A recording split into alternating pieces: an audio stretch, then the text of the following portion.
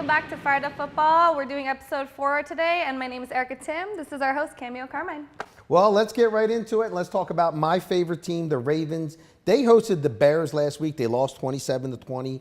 Mitchell Trubisky, rookie quarterback, he was 8 of 16 for 128 yards. Now, the Ravens had 7 draft picks in this year's draft. They picked all defensive players. They picked an offensive lineman. Yes, defense wins championships, but that's not how you put together a team nowadays in the NFL. You need balance. You need all 3 phases of the game to work. Their starting running backs are Terrence West, Alex Collins, Javaris Allen, and they have Danny Woodhead, which you knew was going to get hurt.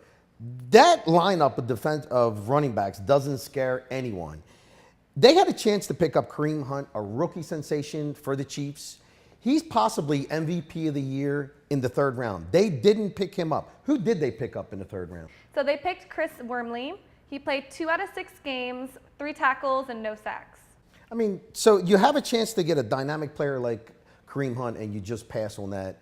Let's get into what happened with the Falcons last week. Now, the Falcons are coming off a bye week in that beautiful Mercedes-Benz Stadium. They're well-rested. They host the Dolphins.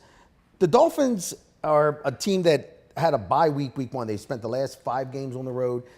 They're 2-2 going into that game. Now, the Falcons are up 17-0 in that game at halftime. They end up losing 20-17. Now, a lot of the NFL analysts are saying it's situational football. You can't always run the football to eat up the clock. I get that. But Devontae Freeman, who you just gave a ton of money to, had 9 touches for 68 yards. It's unacceptable. How can a team that's been to the Super Bowl, that had that blew a 28-3 lead, do the same thing at home after a bye week? They're not going to the Super Bowl. I guarantee they're not going to the Super Bowl. We have our Super Bowl picks, and who are they? We have the Eagles versus the Chiefs, and the Chiefs are winning it all. I think so. I have to agree with that. Let's talk positives, Raw. I'm always bashing this player and that player. Let's talk positives. About time. And the NFL has done a lot of things that you may or may not have noticed that have improved the game. After a touchdown, there's the extra point. They start the 40-second game clock, so it kind of speeds that up. I like that. All the reviews now are done in New York, so you don't have that referee trying to shade out the sun and look at the cameras and figure out, did he catch the ball? Was he down? They do that in New York in a studio where you have many camera angles. It really does make the review much quicker. And then they got rid of doubling up on the commercials. And by what that I mean is, last year, years before, a team would score a touchdown, commercial. A team would kick off the ball to the team. A team would score a touchdown, commercial. And then they would go back to the kickoff. They'd kick it off, commercial again. It's called doubling up commercials. They got rid of that. And what exactly does that do for the game? So let's be clear on this. They're picking up the pace of the game, not shortening the game. And that's improved the quality dramatically. The game flows better now. Like Erica said, they're not shortening the game. They're making it flow better, and I like it. I like it a lot. I'm going to always be all over these teams with a bad field. Terrible field of the week is Jacksonville. It looked like a mud bath down there practically. Maybe they got a lot of rain. They should have the technology to make the field look a lot better. Rookie sensation Leonard Fournette sprained his ankle because of the bad field. I don't like it. I'm going to continue calling out these stadiums with bad fields. Erica, who's the player with the cool name of the week? So AJ Bouye, he's a defensive back for the Jaguars. He is 6 foot tall, 191 pounds, has 20 solo tackles with 2 picks this year. I'll tell you, the Jacksonville Jaguars are putting together a great defense. They're a quarterback away. A quarterback away. All right.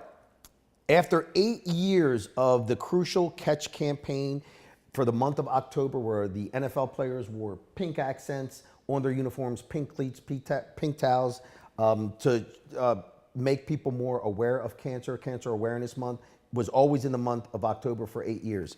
Fans would buy a pink jersey. The benefits, the proceeds of that sale went to cancer research. It really gave everyone a lot more awareness about, for the whole month. You would see the pink, you would think, hey, this is cancer awareness. It kind of gave you that feeling like, let's help these people out. Now what they do is they bring out a cancer survivor. and they'll do it right before the kickoff. You've got that distraction on the national anthem, people sitting down. We talked about that before. We'll talk about it again. And that person just doesn't have the spotlight. They got rid of the pink accents. I liked them. Erica, what are your thoughts about it? I liked them too. The fact that they stopped without telling anyone was kind of sad, honestly. It made aware for like everyone in the world. So yeah, I liked it. For the whole month of October, they would wear it. They should bring it back. They should. They never said like, hey, we're not going to do it this year. They just got rid of it. I don't like it. No announcements made about it. So besides that, Carmine, what's got you fired up? You know, there's some things that got me fired up, and it's a positive. It's a good thing. There was NFL owners with Roger Goodell meeting this week where they discussed many topics, and of course, the topic of the national anthem came up. And what they did was they started asking the players, okay, you're sitting for the national anthem, you're not standing for it. Why are you doing this? You know, what is, you've got the platform now. Now tell us what is on your mind. They've come up with a couple of great solutions, and it's in the right step. Erica, what do you have on what came out of those meetings? The Criminal Justice Reform Act. That's what they came out with. So it means that they reduced the prison sentences for the low-level drug offenders. It's excellent. So these players are saying, hey, do you really want to hear what we're passionate about? We got, you know, people in jail that may have had a certain amount of illegal drugs. Now they're doing these maximal sentences. So they want that out. And the NFL's listening. They're saying, okay, we can help you on that. Let's do it. So they're passing that act. What else did they come out of with these meetings? They also came out the listen and learn. So what that means is that these NFL players are now riding with local police departments, ride-alongs.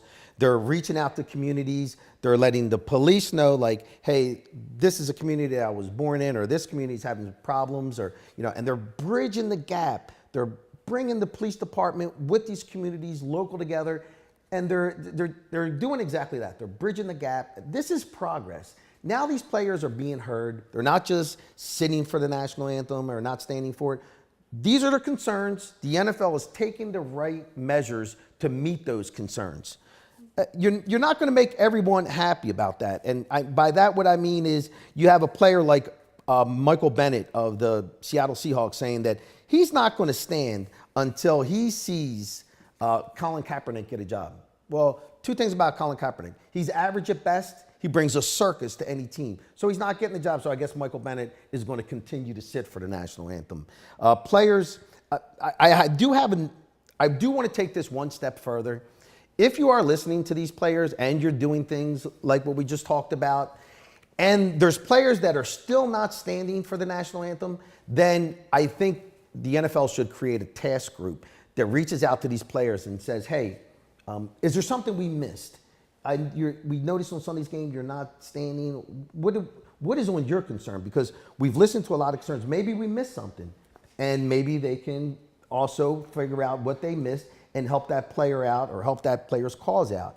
So a task force to figure out that 5% of the NFL players that still aren't standing, what's wrong with them, bridge that gap, find out what's wrong with them. You're going to have players like Marshawn Lynch, who's averaging 3.7 yards per carry behind a $42 million offensive line, that's not going to say anything. He's going to like, oh, yeah, I'm not going to talk to the media.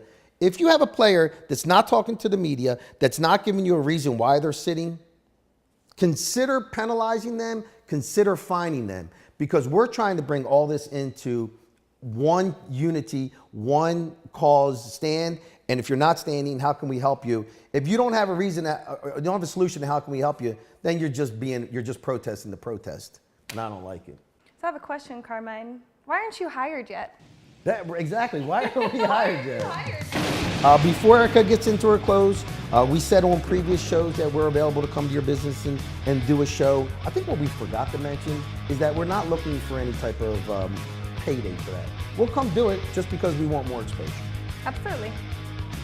All right, well, thanks for watching again, staying tuned after a couple weeks and being patient once again. Follow us on Twitter, Instagram, Facebook, like us, share the YouTube, subscribe. Thank you for everyone that left comments and concerns. We will definitely get back to you guys also, and thank you for watching this week. Thanks for watching this week, and stay tuned for our next show.